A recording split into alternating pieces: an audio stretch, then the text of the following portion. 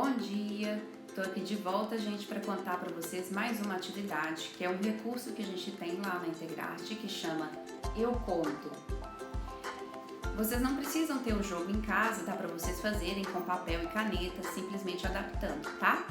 O Eu Conto é um jogo para que a gente possa contar histórias ou montar frases, né? E isso vai estar trabalhando várias atividades cognitivas ao mesmo tempo, como raciocínio, como memória, como planejamento, né?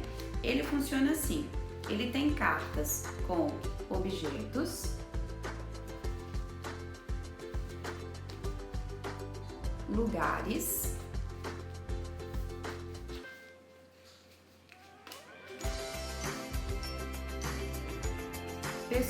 personagens e qualidades, tá bem? Vocês podem montar várias categorias diferentes somente com as palavras em um papel, recortar e fazer como se fossem cartas, tá?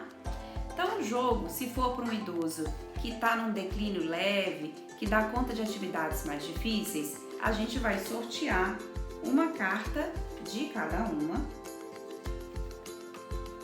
Por exemplo, aqui, um personagem, um objeto, uma qualidade e um lugar.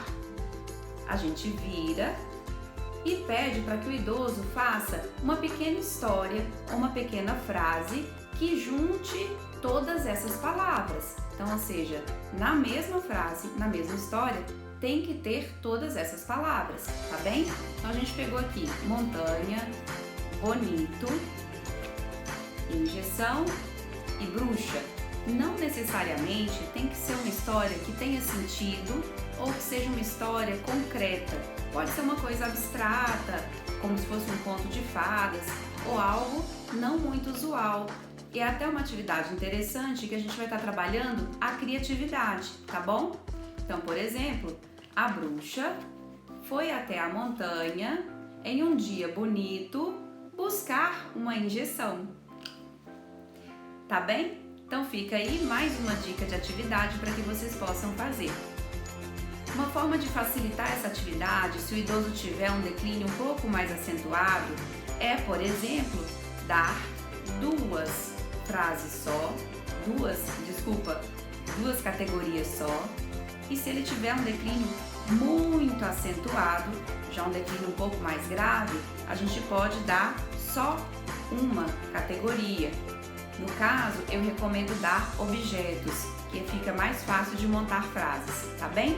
Então a gente vai graduando à medida em que o idoso dá conta de uma para duas, para três e para ficar mais difícil, as 4. Então, boa atividade aí para vocês. Depois vocês mandam pra gente um feedback se deram conta, como é que foi fazer a atividade em casa, tá bom?